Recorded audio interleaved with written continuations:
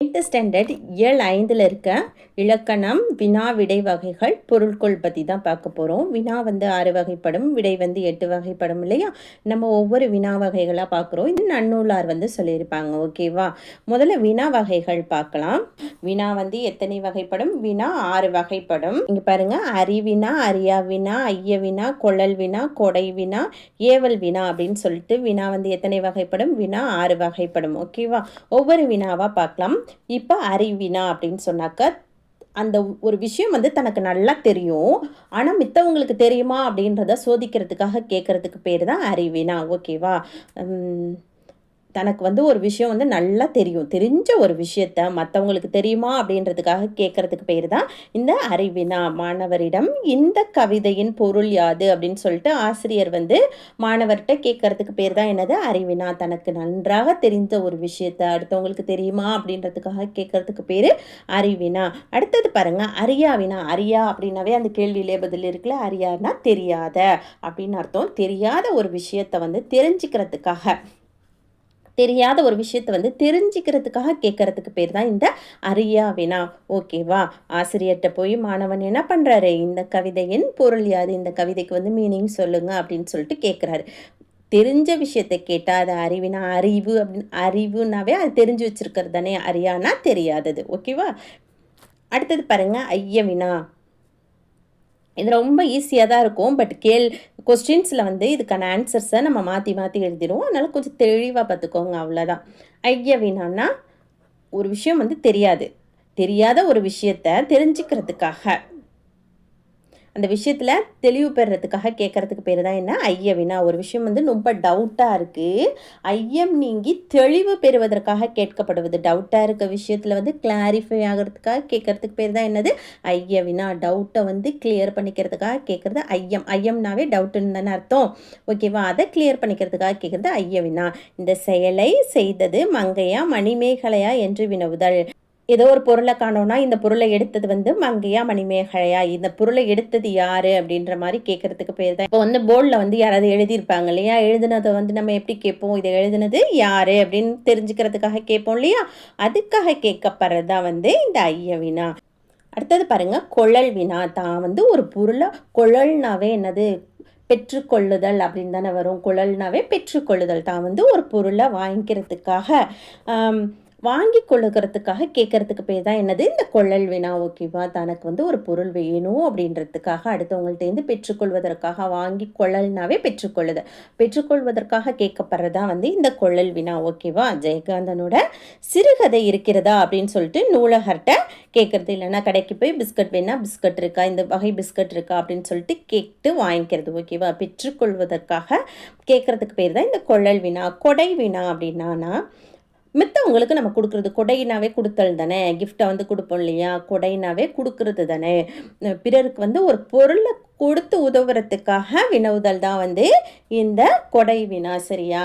இந்த பொருள் வந்து என்கிட்ட 2 இருக்குது, உனக்கு வேணுமா அப்படின்னு சொல்லிட்டு ஒரு பொருளை கொடுக்கறதுக்காக வினவுறதுக்கு பேர் தான் இந்த கொடை வினா. சரியா?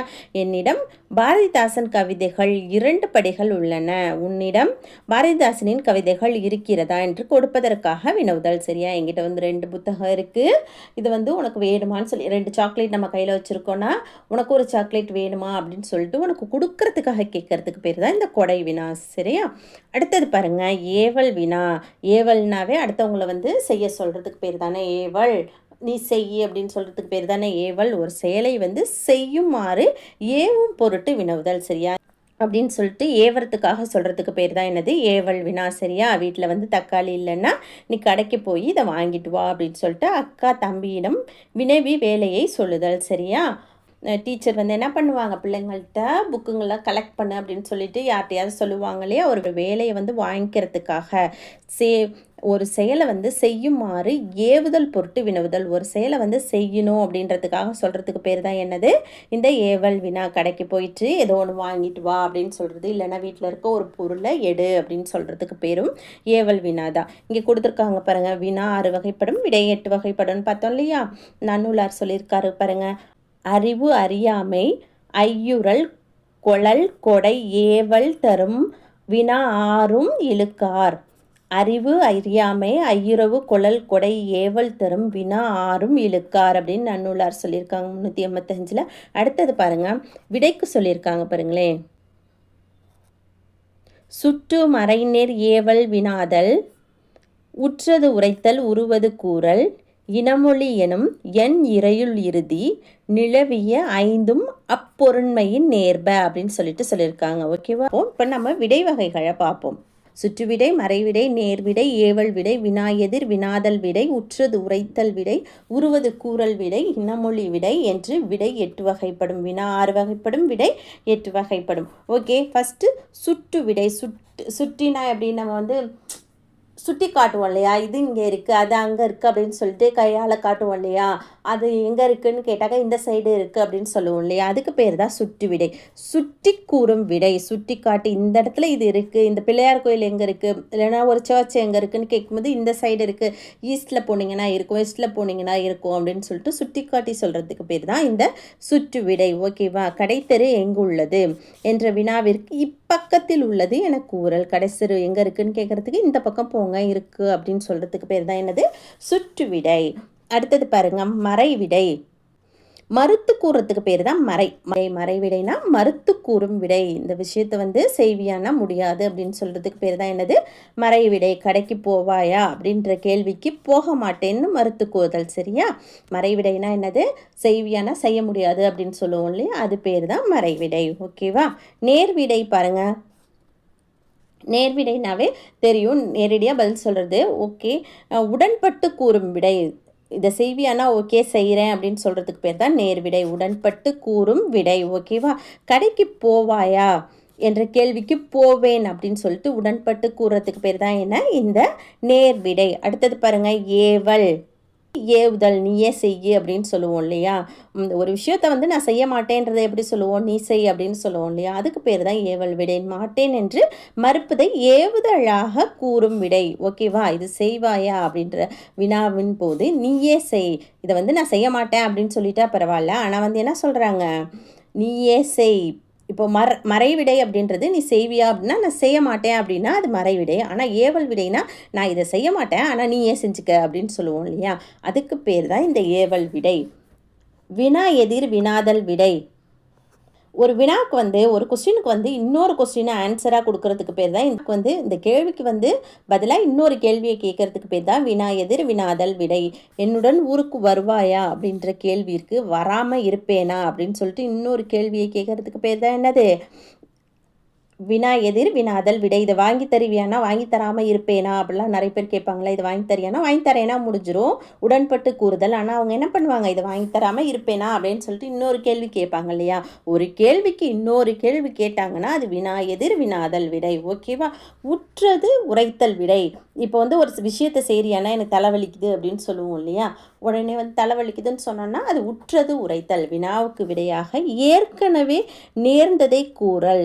இப்போ வந்து இது செய்வியான்னு கேட்டால் எனக்கு தலைவலிக்குது அப்படின்னு சொல்கிறதுக்கு பேர் உற்றது உரைத்தல் விடை. நீ விளையாடவில்லையா என்ற வினாவிற்கு கால் வலிக்கிறது என்று உற்றதை உரைத்தல். ஓகேவா? நீங்கள் விளையாட போகலையான்னு கேட்குறதுக்கு என்ன சொல்கிறாங்க? எனக்கு ரொம்ப கால் வலிக்குது அப்படின்னு சொல்லிட்டு ஏற்கனவே கால் வலியோடு இருக்கும்போது சொல்கிறதுக்கு பேர் தான் இந்த உற்றது உரைத்தல். அடுத்தது பாருங்கள், உருவது கூறல். வினாவிற்கு விடையாக வந்து இனிமேல நேரப்போவதை இனிமேல் வரப்போகிறத கூறுறதுக்கு பேர் தான் உருவது உரைத்தல். உருவதுனா இனிமேல் எப்பயோ வரப்போகிற ஒரு விஷயத்த சொல்கிறது. நீ விளையாடவில்லையா அப்படின்ற கேள்விக்கு வந்து கால் வலிக்கும் அப்படின்னு சொல்லிட்டு உருவதை உரைப்பது. நீ விளையாடலையா அப்படின்னு கேட்டால் இன்றைக்கி விளையாண்டா நாளைக்கு கால் வலிக்கும்னு சொல்லுவோம் இல்லையா, அதுக்கு பேர் தான் இந்த உருவது கூறல். ஓகேவா? எங்கேயாவது கூப்பிட்டாங்கன்னா யாராவது வந்து நம்ம என்ன சொல்லுவோம்? போயிட்டு வந்தால் கால் வலிக்கும்னு சொல்லுவோம் இல்லையா, அதுக்கு பேர் தான் உருவது கூறல். இனிமேல் எப்பயோ ஏற்பட போகிறத முன்கூட்டியே சொல்கிறதுக்கு பேர் தான் உருவது கூறல். இனமொழி விடை. ஒரு வினாவிற்கு வந்து பதிலாக இன்னொரு இனமான மற்றொன்று விடையாக கூறுவது. ஒரு கேள்வி கேட்குறோம், ஆனால் வந்து அதுக்கு என்ன பண்ணுறாங்க? அதே மாதிரி இன்னொரு வார்த்தையில் பதில் சொல்கிறது. உனக்கு கதை எழுத தெரியுமா அப்படின்னு சொல்லி கேட்டாங்கன்னா எனக்கு கட்டுரை எழுத தெரியும். அதற்கு இனமான வேறொன்றை சொல்கிறதுக்கு பேர் தான் என்னது? இனமொழி விடை அப்படின்னு சொல்லுவாங்க. ஓகேவா? இப்போ வந்து உனக்கு நல்லா படிக்க தெரியுமானா இல்லை எழுத தெரியும் அப்படின்னு சொல்கிறாங்க இல்லையா, அதுக்கு பேர் தான் இந்த இனமொழி. ஓகேவா? சுட்டு விடைனா இது எங்கே இருக்குன்னு கேட்டால் இந்த இடத்துல இருக்குன்னு சொல்லிட்டு சுட்டி காட்டி சொல்கிறதுக்கு பேர் தான் சுட்டு விடை. ஓகேவா? மறைவிடை அப்படின்னா மறுத்து கூறுதல். ஒரு விஷயத்தை நான் செய்ய மாட்டேன் அப்படின்னு சொல்கிறதுக்கு பேர் தான் வந்து மறைவிடை. அடுத்தது பாருங்கள் நேர்விடை. உடன்பட்டு கூறுதல். இப்போ கடைக்கு போவியானா போவேன்னு சொல்கிறதுக்கு பேர் தான் நேர்மறை. ஏவல்னா மாட்டேன்றதை நீயே செய்யி அப்படின்னு சொல்லிட்டு எய்த்து பேசுறதுன்னு சொல்லுவாங்க இல்லையா, அதுக்கு பேர் தான் இந்த ஏவல் விடை. வினா எதிர் வினாதல் விடை. இதில் வந்து நீ கடைக்கு போவியா அப்படின்னு கேட்டால் நான் போகாமல் இருப்பேனா அப்படின்னு சொல்லி கேட்குறது தான் வினா எதிர் வினாதல் விடை. ஒரு வினாவுக்கு இன்னொரு வினாவை வந்து பதிலாக சொல்கிறதுக்கு பேர் தான் வினா எதிர் வினாதல் விடை. உற்றது உரைத்தல்.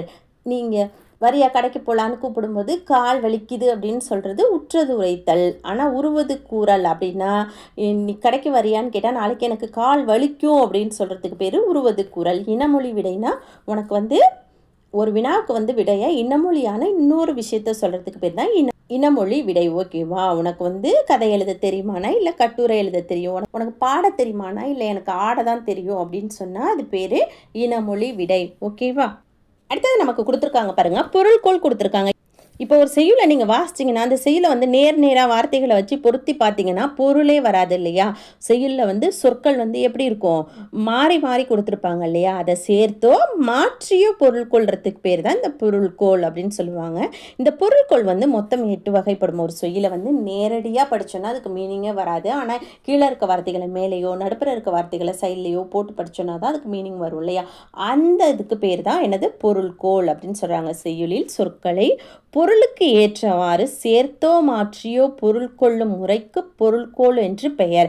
இந்த பொருள்கோள் வந்து 8 வகைப்படும். ஓகேவா? பாருங்க, ஆற்று நீர் பொருள்கோள், மொழிமாற்று பொருள்கோள், நிரல் நிறை பொருள்கோள், விற்பூட்டு பொருள்கோள், தாப்பிசை பொருள்கோள், அலைமறியாப்பு பொருள்கோள், கொன்று கூட்டு பொருள்கோள், அடிமறி மாற்று பொருள்கோள் அப்படின்னு சொல்லிட்டு பொருள்கோள் வந்து எத்தனை வகைப்படும்? 8 வகைப்படும். இதில் வந்து நம்ம 3 மட்டும்தான் இங்கே பார்க்க போகிறோம். ஓகேவா? ஃபஸ்ட்டு 3 பார்த்துடலாம். ஓகேவா? ஆற்று நீர் பொருள்கோள் கொடுத்துருக்காங்க. ஆற்று நீர் எப்படி ஓடும்? தண்ணி எப்படி ஓடும்? அப்படியே ஒரே சீராக அப்படியே ஓடிக்கிட்டே இருக்கும் இல்லையா.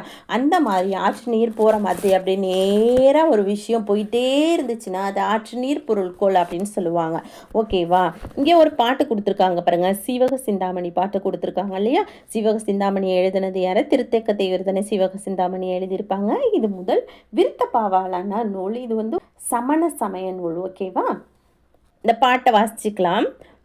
சொல்லரும் சூழ்பசும் பாம்பின் தோற்றம் போல் மெல்லவே கரு இருந்து ஈன்ற மேலல்லார் செல்வமே போல் தலை நிறுவி நேர்ந்த நூல் கல்வி சேர் மாந்தரின் இறைஞ்சி காய்த்தவே. சூழ்பசு அப்படின்னாக்கா, சூழ்பசுன்னா கருவுறுதல். நெற்பயிர் வந்து என்ன பண்ணுமா, அது கருது வைக்குது அப்படின்னு சொல்லுவோம் இல்லையா. அந்த கருது வச்சோன்னே என்ன பண்ணும், நெற்பயிர் இப்படி வந்து சுருண்டு பாம்பு போல் சுருட்டி கொள்ளும் இல்லையா. பாம்பின் தோற்றம் போல் பாம்பு மாதிரி என்ன பண்ணும், நெல் பயிர் வந்து இது பண்ணோன்னே காய்ச்சோன்னே அப்படியே அழகாக பாம்பு மாதிரி சுருண்டுக்கும் இல்லையா.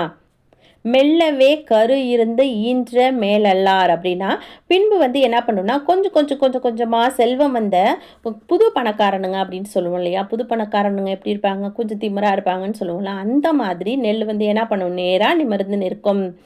பண்பற்ற மக்கள் போல் தலை நிமிர்ந்து நிற்குமா. புதுசாக பணம் வந்தவனுங்க திமிரா இருப்பானுங்கன்னு சொல்லுவோம் இல்லையா. அது போல் அது வந்து எப்படி இருக்குமா, தலை நிமிர்ந்து நிற்கும்.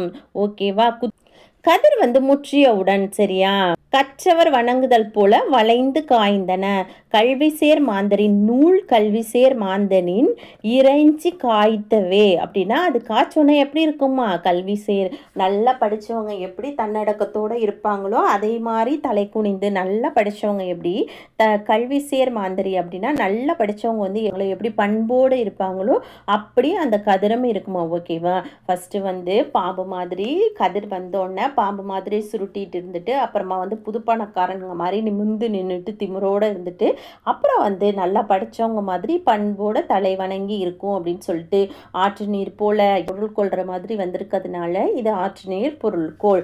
நெல்லுன்ற 7 வாய் அதன் தொழில்களான அது என்னென்ன வேலை செஞ்சிச்சு, ஈன்று நிறுவி இறைஞ்சி அப்படின்ற வினை எச்சங்களை பெற்று ஈன்று வந்திருக்கா, வினையச்சமா நிறுவி வினையச்சமா இறைஞ்சி வினையச்சங்களை பெற்று காய்த்தவே அப்படின்ற பயனிலையை கொண்டு இங்கே முடிஞ்சிருக்கு. ஓகேவா? பாடலோட தொடக்கம் முதல் முடிவு வரை என்ன பண்ணுது, ஆற்று நீர் போக்கை போல நீராகவே பொருள் கொள்ளுமாறு அமைந்ததால் இது ஆற்று நீர் பொருள்கோள் அப்படின்னு சொல்லிட்டு அழைக்கப்படுது. ஓகேவா? நன்னூல் கொடுத்துருக்காங்க பாருங்க.